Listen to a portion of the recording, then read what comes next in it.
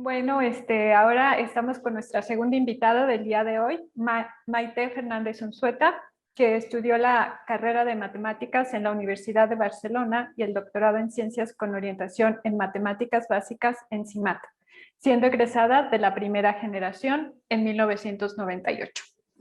Recibió el premio Weizmann de la Academia Mexicana de Ciencias a la mejor tesis doctoral en ciencia exacta en el año 2000. Es investigadora en el CIMAT desde septiembre de 1998. Ha sido profesora visitante en el Instituto Fields de Canadá y en la Universidad Politécnica de Valencia en España. Su área de investigación dentro del análisis funcional, es el estudio de las transformaciones no lineales entre espacios de Banach. Ha dirigido 3 tesis doctorales en el posgrado del CIMAT. Y el día de hoy nos va a platicar de lo multilineal desde lo métrico. Bueno, pues muchas gracias, Raquel, por presentarme y pues gracias al comité por invitarme a dar esta plática. La verdad es que sí, tengo gratísimos recuerdos de esa primera generación de estudiantes. Había mucho entusiasmo, sobre todo de parte de los maestros, y bueno, al cabo del tiempo hemos visto pasar a muchas generaciones, entre otras a mis queridos y admirados 3 estudiantes de doctorado. Y bueno, a muchas de las caritas que aquí están les he dado clase y todo, así es que encantada de participar en este coloquio. Bueno, entonces voy a hablar del título que escogí, pues es de lo que vengo trabajando, o un pedazo de lo que vengo trabajando, pero en general, como decía en el resumen, pues de lo multilineal en espacios de Banach, que es lo que trabajo. Y en este caso voy a hablar particularmente de esto que llamé lo multilineal desde lo métrico. Es un título un poco vago, no está muy acertado que digamos, pero pues espero que a lo largo de la charla pueda yo más o menos dejar claro a qué me estoy refiriendo con eso, ¿no? Entonces, empiezo, no sé qué pasó aquí, permítanme, bueno, no sé qué pasó aquí. Empiezo con la notación, rapidísimo, la voy a fijar. Todos estos espacios que aparezcan con X, Y y Z serán espacios de Banach. Estos son espacios vectoriales donde hay una topología que proviene de una función norma, ¿sale? Y entonces, además, con esa topología, de la topología es metrizable o métrica y es completa, ¿no? Después denotaremos por L de XY a los operadores lineales y continuos entre los espacios de Banach, por esta misma notación de L, pero con N primeros parámetros, con valores en Y, los operadores multilineales y continuos, que son simplemente aquellos operadores tales que si fijas n menos una variables, en la que queda libre, queda determinado un operador lineal y continuo. Después, utilizar esta notación para la bola unitaria cerrada, que siempre es un conjunto convexo centralmente simétrico. Estas propiedades provienen de las propiedades de la desigualdad del triángulo de aquí o de la homogeneidad de la norma. Y lo bonito aquí es, o una de las características más bonitas, es esta biyección que hay cuando la dimensión es finita entre los espacios de Banach y los cuerpos convexos, es decir, entre sus bolas unitarias. Entonces, cualquier cuerpo convexo centralmente simétrico determina a través del funcional de Minkowski un espacio de Banach. Entonces, aquí hay un campo, una conexión muy grande entre un análisis, digamos, y la geometría convexa clásica, que da lugar a muchísimas cosas que no tendré tiempo de platicar aquí, pero que son muy interesantes, ¿no? Y por eso muchas veces aparece una relación realmente estrecha con la convexidad a través de esta flechita. Entonces, de lo que yo voy a hablar aquí va a ser exactamente de un procedimiento o un camino que queremos buscar, encontrar o transitar, depende de cuál, que sería estudiar estos espacios de Banach de dimensión infinita o bien de dimensión finita, pero con una finitud, digamos, hacia el infinito, ahorita platicaré, partiendo de la conocida teoría local o de los ideales, es decir, de la teoría lineal, que es bien conocida. Pues esta teoría, los espacios de Banach, pues como bien saben, la definición como tal la da Banach pues al inicio de, bueno, los años 30, 20, a finales de los 20, ya existían los espacios de antes, siglo XIX, pero como tal la definición abstracta, pero digamos esta teoría local, ideal, lo que vamos a trabajar ahora, se desarrolla después de los 50 y 60, digamos, con los trabajos de Grothendieck, de Pitch, y después de muchas otras gentes. Su desarrollo, digamos, más gordo fue como en los años 70, y sí hay muchísima gente, pero la teoría está súper consolidada, es muy valiosa, esta que conocemos como teoría local y digamos la de los ideales, y se ha generalizado a muchos contextos. Por ejemplo, en los 80s apareció una categoría nueva, entre comillas, que se llama los operator spaces, es decir, es como una categoría intermedia entre las estrellas álgebras y los espacios de Banach, donde esta teoría local sí puede jugar. En los estrellas álgebras la estructura es muy rígida y no se puede maniobrar así. Entonces allí, pues, digamos, apareció a raíz de aplicar estas teorías. También en el aspecto puramente métrico, hay un programa de Ribey, o no sé cómo se diga, de Ribe en español, de cómo esas nociones se pueden desprender de su carácter vectorial, digamos, y estudiar la métrica, las nociones en un aspecto métrico, para teoría de gráficas, para un montón de cosas, computación, cómputo matemático, en fin, ahí se ha desprendido esta teoría súper consolidada y, bueno, en desarrollo permanente en otras disciplinas, porque eran conceptos muy, muy útiles, muy sólidos y muy bien entendidos, ¿no? Entonces nosotros, en esta plática, yo el trabajo que me he dedicado siempre, por así decir, pero en esta plática en particular, va a ser transitar de esta teoría conocidísima, aún dentro de los espacios de Banach, pero hacia el grado mayor. Así como uno estudia álgebra lineal y luego polinomios o luego otras cosas, pues en espacios de Banach lo mismo, y eso también desde un inicio aparece. O sea, una forma bilineal, pues ya es bilineal, no es lineal, ¿no? Y eso determina el espacio de Hilbert, por ejemplo. O,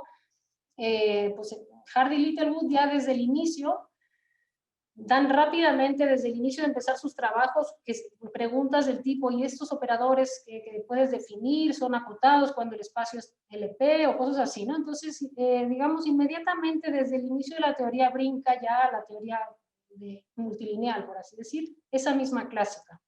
Entonces, pues con posterioridad a la consolidación de esta teoría local, se da también el estudio de esas mismas nociones afinadas y refinadas, ¿no? Tratando de entenderlas. Ejemplo, Peach, que es en los 60, 50, 60, define y hace un libro que se llama Operator Ideals o algo así, no me acuerdo. Él mismo ya, que es quien genera pues esta noción sistemáticamente, da una noción, ¿no? Para ya casos multilineales. Entonces va siempre de la mano, pero no estaba del todo, así como esto está súper bien entendido, este lado de la derecha no, no tanto, por así decirlo.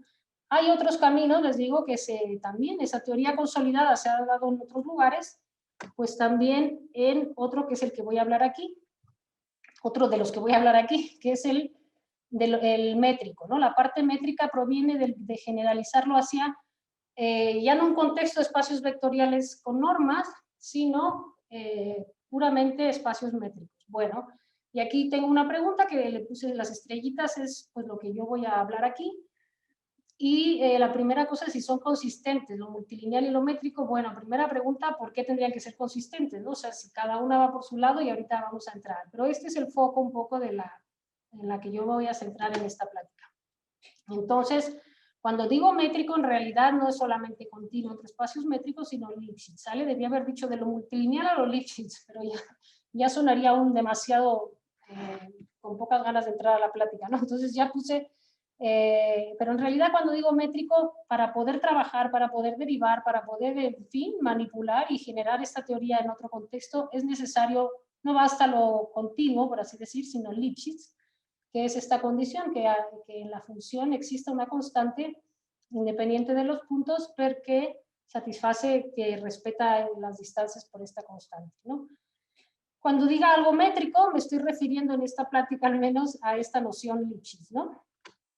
Entonces nosotros vamos a estudiar las multilineales y las quiero relacionar con esto de aquí, y empecemos recordando pues los conceptos básicos. Recordemos que el objetivo, transitar por esa flechita para mí es caminar desde los conceptos bien conocidos lineales a lo multilineal. Entonces, empecemos por la continuidad, que sabemos todos que para un operador lineal es equivalente a ser acotado, que lo escribimos así, la existencia de esta constante.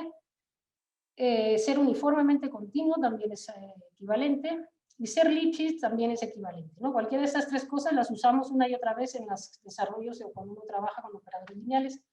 Sin embargo, si damos el brinco a lo multilineal, pues rápidamente encontramos problemillas, y quizá estos problemillas son los que han impedido que si bien esa teoría se extendiera tan maravillosamente en otros contextos, quizá en el multilineal, pues no tanto, ¿no? Pero bueno, y es, por ejemplo, esto de aquí, ¿no? Puse 2 porque ya no me cabían más, ¿sí? Pero es lo mismo para bilineal que multilineal en este trabajo que estamos haciendo. Entonces, aquí, por ejemplo, pues esto ya de por sí, yo tengo un espacio de Banach y tengo otro. Este producto no tiene una estructura de espacio de Banach propia, tienes que definirla, o puede ser el máximo de las coordenadas o la suma de las coordenadas. O sea, ya empezamos por ahí con que no tienes un espacio de Banach definido, tendrías que definirlo. Cualquiera que escojas razonablemente bien va a ser equivalente, en ese sentido todo está bien. Pero escojamos el que escojamos, la continuidad es algo que sea cero, ¿verdad? Que se me olvidó quitar que t no sea cero. Esto ya no es equivalente a ser continuo. Las multilineales que no son cero no son uniformemente continuas, las continuas no son uniformemente continuas y no son Lipschitz. Su condición escrita rápidamente, recordaremos todos, pues es esta de aquí, ¿no? Se parece a la, decimos también que es acotada en este sentido de aquí. Pero esta falla de estas cosas hace que muchas de las nociones que uno trabaja en el caso lineal no las puedas transportar porque estás muy centrado en la condición esta que es válida en el cero, pero no válida fuera del cero, ¿no? Entonces es complicado eso. Entonces, para ver cómo transitar por esa flechita de esos conceptos lineales a lo multilineal, voy a hacerlo a través de 2 ejemplos que hemos trabajado, que son ejemplos pues significativos en un sentido de los extremos. Por un lado, de esta clase que ahorita platico un poco y ya presentaré otra clase, esta se ha generalizado, estas son lineales, si se fijan, ¿no? Esta se ha generalizado de muchísimas formas, empezando por Pitch mismo, o sea, el que inventó lo de, bueno, no, el que definió los ideales. Él mismo ya dio desde los 60 una definición de esta clase multilineal, y hay muchas otras. Y sin embargo, la clase de los operadores que factorizan por un espacio de Hilbert, que es súper importante, que está en estrecha relación con esta, nadie la había generalizado desde los 60 o desde tal, ¿no? Entonces son 2 ejemplos, pues, curiosos. Y eso sí, pues es por qué una tanto y otra tan poquito, y además todos leemos los mismos artículos y todos leemos lo mismo, ¿no? Entonces, bueno, trataremos de ver un poco qué sucede.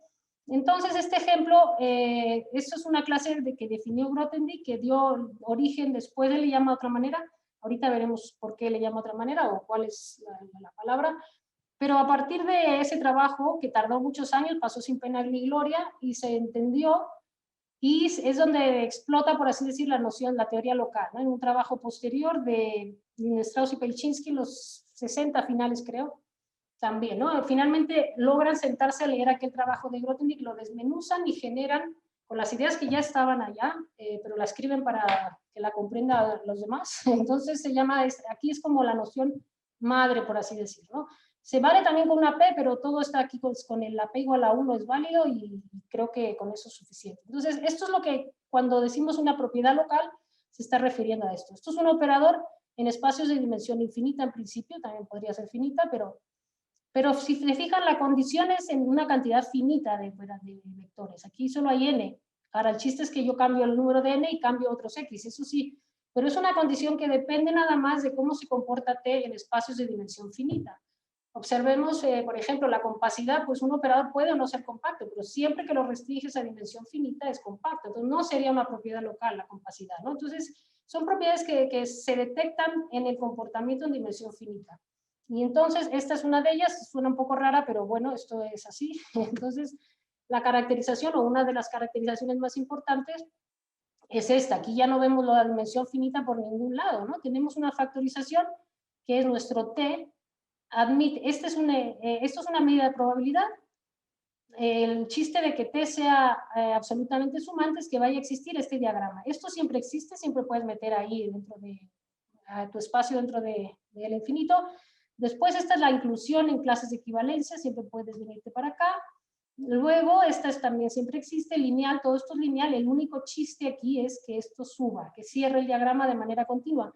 Aquí no hay clases de equivalencia, aquí ya te bajaste y hay clases de equivalencia, ¿no? O sea, aquí ya hay problemillas en que esté bien definido y en cositas, ¿no? Entonces, el chiste es de aquí, y curiosamente aquí, insisto, no se ve para nada la dimensión finita y sin embargo está oculta, ¿no? Hay muchas más caracterizaciones, pero bueno, pongo esta. Por eso Grothendieck le llama como semi-integrales por la izquierda, creo, derecha, porque el L1 son las integrales, ¿no? Entonces, por un sentido, tenían otro nombre originalmente, ¿no? Como les digo, para las multilineales hay muchísimas, y puse 5, pero creo que más, generalizaciones de 1. Ninguna de ellas, y pongo entre comillas el ninguna, porque siempre hay una, que es la canónica, satisface un diagrama de factorización. Disculpa, ¿qué significa el gamma ahí en el infinito gamma? Ay, perdón, es un contador, es un número. Por ejemplo, si fuera el infinito solo, gamma sería n. Es como el índice, digamos, ¿no? Perdón, Okay. es Sí. un L infinito, pero no numerable las coordenadas, ¿no? Sí. Entonces, pero se me fue un poco el avión. Ah, bueno, es que hay muchas, pero generalizan esto, ¿no? Si uno se va a generalizar esto, pues tienes muchos parámetros. Esto piensen que ponemos el diagrama con n factores aquí. Pues puedes, por ejemplo, jugar con las P's y las Q's de este lado y en fin, hay muchas generalizaciones. Sin embargo, no cerraban los diagramas, ¿no? Digo, evidentemente hay una que es la canónica, que sí, ahorita platicaré. Esa siempre, ¿no? Y esa siempre cierra porque, digamos, le pasas el problema a la lineal asociada, ¿no? El problema tuyo multilineal. Entonces, en el caso Lipschitz, en el 2009, sí se generalizó la noción de esta manera. Estos M son métricos, no son Banach necesariamente, aunque en particular son Banach, pudieran ser. Esta I es una inclusión, también siempre se puede hacer, pero ya no es lineal. Esta sí, esta es una inclusión lineal de toda la vida. Esta también es una inclusión, una isometría, pero no necesariamente lineal. Digo, más bien no lineal normalmente. Y esta nuevamente se pide que cierre el diagrama, ¿no? Aquí la noción también se da en términos de tipo 1. ¿Se acuerdan de aquellas cosas locales, no? Esas sumas, la definición la dan en estos términos y después prueban este diagrama. Y la función que cierra es Lipschitz. Nosotros con Angulo, estudiante también, compañero de esta coloquio del 2010, del CIMAT, estudiante de doctorado, en estas mismas fechas, él se doctoró en el 2010, pues hizo su tesis y probó esto de aquí, ¿no? Que sí hay efectivamente para las multilineales, se da también la noción en términos 1 que puse, o sea, la noción local, y logramos probar las equivalencias estándar o normales que también se prueban para el caso Lipschitz, en fin, ¿no? Y una de ellas, pues pongo la misma para no volver loco aquí a todos. Ay, que se me acaba el tiempo. ¿Hasta qué hora tengo, perdón? A las 3:10. Ah, vale, gracias. Entonces, esta de aquí ahorita antes era métrica, ahorita es multilineal. Esta sí es multilineal, esta es la lineal de siempre, esta es lineal. Y esto de aquí que cierre. Aquí está cerrando Lipschitz, no está cerrando lineal. ¿Por qué? Porque, bueno, viene al caso, pero sí tiene, a pesar de ser Lipschitz, porque es una extensión de una, en fin, esto tiene, esta función crece por haberse extendido de algún modo, pero esta es lineal cuando fijas n-1 variables. Por lo tanto, por este camino también ha de ser lineal. Por lo tanto, esta funcióncita bien es Lipschitz, pero tiene algunas propiedades específicas que hereda de la geometría de atrás. Pero bueno, no es el caso, ¿no? Pero bueno, sí existe esta caracterización multilineal. Y entonces, ¿cómo es que llegamos a ella? Aquí es un poco chistoso. Primero llegamos a esta y después hicimos el otro desarrollo, aunque ya estaba en la mente, ¿no? Cómo la trae uno atrás. Y al final, pues ya lo escribes, que es este camino, ¿no? Este es el que les iba a platicar ahorita, en este caso y en el otro, que es cómo transitar el puente, digamos, de lo multilineal a lo métrico del siguiente modo. Habitualmente tenemos una lineal o bien lineal y continua, digo multilineal y continua o bien sin continua, no sé cómo estemos trabajando. Y esto, el tensor está definido precisamente con la propiedad universal de que exista una única función lineal que cierra el diagrama. ¿Cuál? De aquí para abajo, ¿no? Aquí lo encajas, pero yo aquí lo desprendí en dos. Sería esta flecha hacia abajo y cierra. Si esto es lineal, aquí hay una norma, aquí viene el asunto de las normas tensoriales.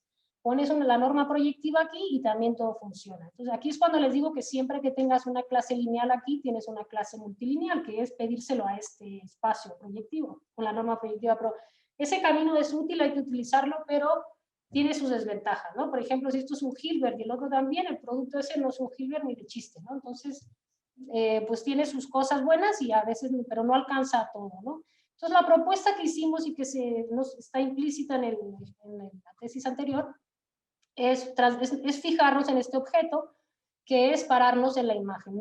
Digamos, por un atajo nos vamos, ¿no? No nos olvidamos de todo, sino simplemente nos quedamos aquí. Esto es x1, xn, lo mando x1, tensor, xn. Y a eso le calculo la imagen y le llamo f sub t. Eso pues que es simple, pero tiene sus ventajas, que es la siguiente. Entonces, nosotros aquí, si tenemos un espacio de Banach y otro espacio de Banach y otro M, aquí hay muchas formas, muchísimas, infinitas, por así decirlo, de definir normas que se llaman razonables, tensoriales razonables, ¿no? Es decir, que recuerdan quiénes son las normas de cada espacio y demás. Entonces, aquí lo que probamos es que este objeto, que no es un espacio vectorial, salvo que es ns igual a 1, este objeto, digamos, no depende de la norma tensorial que escojas, siempre es el mismo. Depende de la norma de x1, de la norma de x2 y de la de xn, pero no de cuál escojas aquí. Entonces, eso sí es útil, le permite definirlo como elemento propio, con naturaleza propia, a partir de x1 y xn. Y eso es lo que le estamos llamando cono de Segre, y a partir de ello es que vamos a trabajar. Es este objetito. Hay una, si cambias de norma tensorial, tienes una cuenta, 2 a la n-1 a lo más, es un factor, pero en términos Lipschitz no afecta, ¿no? De la continuidad ni nada.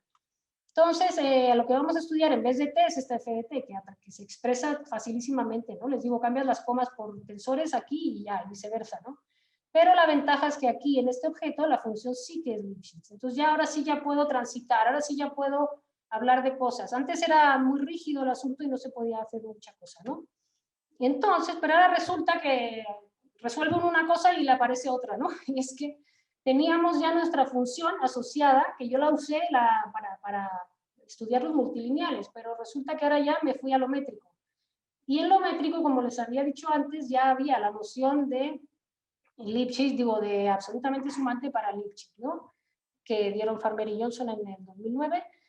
Y entonces esto, pues nos abre la pregunta al menos éticamente necesaria de hacerse por lo menos, y es si van a hacer la misma cosa, ¿no? En principio tienen buena pinta las dos, pero pues hay que probarlo. Bueno, ellos prueban, bueno, ellos prueban, esto no estaba, pero me refiero, prueban en su mismo trabajo que cuando el operador es lineal, esta pregunta sale claramente, si la noción de absolutamente sumante es la misma lineal que métrica, y prueban que sí. Utilizan argumentos, como les dije, es local, es decir, se restringen a dimensiones finitas, allí los supremos son máximos y por lo tanto puedes escoger elementos, puedes aproximar cosas y cantidades y demás, y derivan, toda Lipschitz la pueden aproximar y demás, hacen unos argumentos muy bonitos para probarlo, y entonces pues trata uno de ver si también funcionan. Acabo de, según yo, de probar, ¿verdad? Lo acabo de enviar, no sé, es posible que haya alguna pata porque esas cosas suceden, sobre todo cuando no hay pizarrón para hablar con nadie, pero bueno, sin excusa. Según yo lo probé, que también para estas se cumple. Intenté durante bastante tiempo tratar de ver, de entender la demostración de ellos y llevarla a este lugar. No me funcionó, el cero que aparece aquí es una tuerca que no logré deshacerme de ella por este camino, pero bueno, se me ocurrió otro y no sé, ¿no? Pero en principio, salvo errata, parece que sí, ¿no? Que también coinciden en este caso las dos nociones. Y ahorita nos vamos ya rápido porque no sé qué tiempo queda, 5 minutos. Al otro ejemplo, les digo, extremo en el sentido de que siendo muy parecidos, apareciendo en todos los libros al lado uno del otro, siendo súper importante, no se había generalizado. Pero en este caso la definición ya proviene de una factorización. Dice, un operador factoriza por un espacio de Hilbert, pues si factoriza por un espacio de Hilbert, ¿no? ¿Qué es esto de aquí? Es decir, que existe un espacio de Hilbert y operadores R y S que transitan esto. Yo creo, les digo, como no son Lipschitz las T's, es difícil caracterizar nada solamente en el cero, ¿no? Entonces, por eso pero bueno, no sé por qué no había, pero no había, ¿no? A lo largo de este tiempo. Y pues nosotros en este caso, bueno, la pregunta primera es, ¿cómo generalizas? Pues ahí yo creo que no es tan complicado, ¿no? Podrías generalizar pidiendo esta multilineal. ¿Por qué? Pues porque esto es el dominio, es un producto cartesiano, porque esta tiene que ser lineal cada vez que fijas una n-1, etcétera. Y como antes esta subida de aquí, si esto no es un espacio vectorial, pues no le puedes pedir linealidad, aunque va a tener cierta estructura geométrica, ¿no? Y esta pues Lipschitz. Todo esto, pero esto con la topología proveniente o la norma como subconjunto de H, ¿no? Esto es lo que a uno se le ocurre, puedes definirlo. Ahora, ¿qué haces con ellos y puedes caracterizarlo? Pues eso ya quién sabe, ¿no? Esto alguien me dijo una vez que ¿por qué se tiene que factorizar así? Pues no lo sé, supongo que uno puede factorizarlo de las maneras de otras. A mí me parece que esto es como natural, pero bueno, supongo que no sé. A lo mejor a otros se le ocurre otra forma de factorizar, ¿no? Pero bueno, yo creo que es sencillo generalizar la noción, pero era complicado probar cosas, ¿no? Esta, una de las caracterizaciones, es otra de tipo local, también existe una C, ahorita es un poco más compleja porque tenemos dos flechas que acotar, la de abajo y la de arriba, y se acotan de esta manera. No voy a entrar en el detalle, déjenme decirles que cada una de estas clases tiene una riqueza y es un crisol. Yo no voy a hablar de eso, yo nada más me voy a enfocar en esto, ¿no? Pero bueno, no tengo tiempo para tanto, ni sé tanto de esto, pero quiero decir que cada una de estas realmente, créanme, son súper importantes y bonitas. Pero bueno, entonces me voy a brincar su definición 1, que en este caso le llamé 2, es decir, la definición local, que es esta de aquí, es equivalente que te cumpla esta cosa a que factorice por un Hilbert. Y nosotros utilizando esto con Samuel García, también estudiante de la maestría del CIMAT y después del doctorado, pues en su tesis también probó que esto de aquí, ¿no? Que si utilizas este camino de los que llamamos, en vez de operadores, sigma operator, ¿no? Operadores con la sigma delante definidos ahí abajo, ¿no? Nada más, pero es un por llamarle de algún modo, pero este operador asociado a la multilineal, ahí sí ya puedes, todo lo ves con claridad, jalas la topología del tensor y haces tus cuentas ahí y generalizas los argumentos del caso lineal y pues sí se logró también, ¿no? Aquí no sé si Javier Alejandro ya se fue, me dijo que se tenía que ir, pero bueno, él lo hizo. Farmer, aquí ya creo que fue su director de tesis, no sé si esto era parte de su tesis o no, no sé, pero me refiero a él, lo hizo para el caso Lipschitz, que es esta cosa de aquí, ¿no? M1, M2 y si factoriza de la misma manera, ¿no? También así más o menos. Y esta es la noción de digamos, la generalización al caso Lipschitz y tiene él prueba en su trabajo y más cosas, pero entre otras esta caracterización local, ¿no? Y aquí pues se aplica exactamente la misma pregunta, ya tenemos nosotros tenemos nuestra FDT, yo quería estudiar multilineales y ya las planteé en un contexto que me permite definir y me permite hacer cosas multilineales, pero ahorita ya pues tengo que resolverme a mí misma la pregunta de si va a ser la misma que la que hizo Javier Alejandro o no, porque ahora ya tengo estos dos contextos definidos para mi pieza, ¿no? Y efectivamente, esto está en revisión, esto ni siquiera lo han mandado, pero bueno, me da gusto que sea en revisión en el sentido de que si encuentro la pata aquí, la encuentro allá, ¿no? Porque es exactamente las mismas nociones en este caso sí aplican, creo, o sea, también en las unas como tan mal las otras, en fin, está la misma construcción, es la que estoy tratando de aplicar, y en mi cuaderno todo parece indicar que sí, pero bueno, digamos, no pondría la mano en el fuego todavía, pero efectivamente las dos nociones coinciden. Y hay otra clase que también me hizo Javier Alejandro para el caso métrico, también Samuel en su tesis para el caso multilineal, y que también aplica exactamente la misma pregunta, y que también con la misma metodología del anterior, parece que funciona, ¿no? Entonces, pues en principio aquí llegué 2 minutos antes del final, acabé. Muchísimas gracias a ti. ¿Tienen preguntas?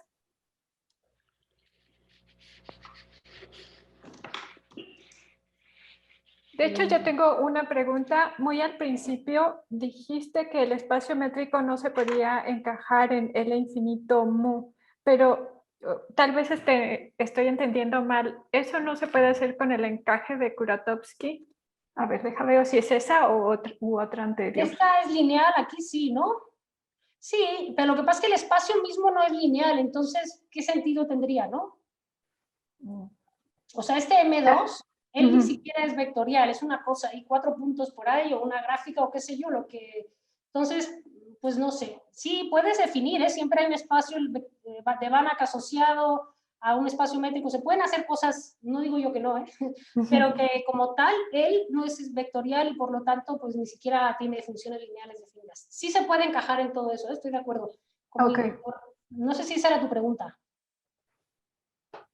Sí, eso, de por qué no podías usar ese encaje, pero entonces me estás diciendo que no sirve para lo que sigue.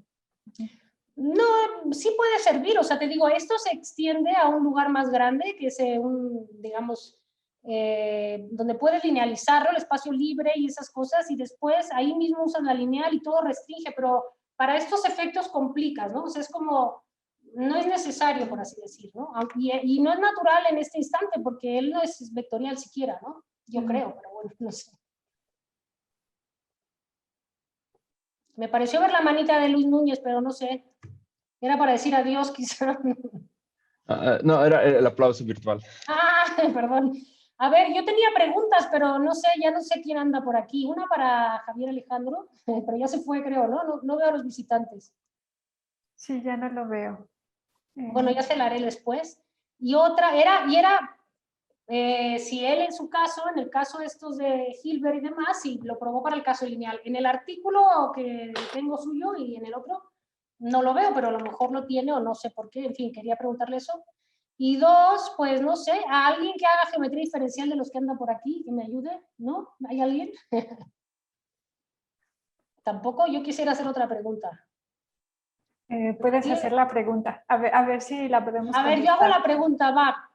Aquí me regreso a mi diagrama. Me llamó la atención, también me pareció ver a Luisa, mi querida alumna por ahí, pero no sé si sea ella, pero si es ella, la saludo. A ver, lo que quiero decir es que esto, o sea, digamos, nosotros lo caracterizamos o nuestro contexto son los BANAC y pusimos que si la norma, que si tal, había que probar, toda esa cosa la hicimos, pero buscamos originalmente también, estuvimos buscando cosas en dimensión finita, ya no para todo n gigante, sino vives en RN o vives en CN y quieres manejar una multilineal que todo el mundo lo hace todos los días en formas diferenciales y lo que sea. Sin embargo, este objeto era muy escaso, muy difícil de encontrar, poquitas cosas encontramos y me llamaba la atención. Entonces, quería preguntar, bueno, no me llama la atención mi ignorancia, pero Google pues detecta con más facilidad que yo esas cosas y no lo encontramos, ¿no? No es un camino que se transite y me llama la atención, ¿no? Porque es como muy natural, o al menos yo me parece. A lo mejor pues nadie estudia, como todo es continuo y pues no te preocupas, ¿no? En dimensión fija no te preocupas por esas preguntas, ¿no? Entonces yo quería ver si alguien versado en geometría diferencial o geometría algebraica o cualquier cosa de esas, el cono de Segre, por ejemplo, se estudia mucho, ¿no? Pero rápidamente se van a otros lugares y además el cero pues no está, ¿no? Se lo proyectivizan y ya no tienes ahí, o sea, no lo estudian bajo esta perspectiva, ¿no? Y quería preguntarles, pues nada, si alguien tiene alguna bibliografía que ofertar, se la agradezco. O información, pues, ¿no? ¿No? Hola. Yo no. No, A ver, Pedro. no, Maite. No, tampoco Pedro Luis, ¿no? No, no, Pues mira que tú eres el mega experto en esas cosas, ¿eh? Pero bueno, no, no. es que yo te digo que estuvimos buscándole, rascándole a Google y pues no. Entonces, pero bueno, así las cosas, esto es lo que hay. Pero, perdón, ¿Mm? ¿me repite la pregunta, por favor? Vas a ver, yo te lo explico luego. No, hombre, no. Yo no entendí que preguntaste, coño. Ah, vale, va en serio. Entonces, la pregunta es, ¿por qué este camino que a nosotros, o sea, nos ha resuelto tanto, bueno, a nosotros quiero decir, se deja trabajar en cosas que son muy difíciles de, bueno, de poder hacer nada porque estás como atrancado, ¿no? En el cero y no puedes cambiarte a otro punto. Y con esta transición, pues ya puedes plantearlo y generalizarlo y trabajar con mayor o mejor fortuna, pero por lo menos puedes hacer algo. ¿Y por qué este objeto? Todo eso pasa por haber definido este objeto.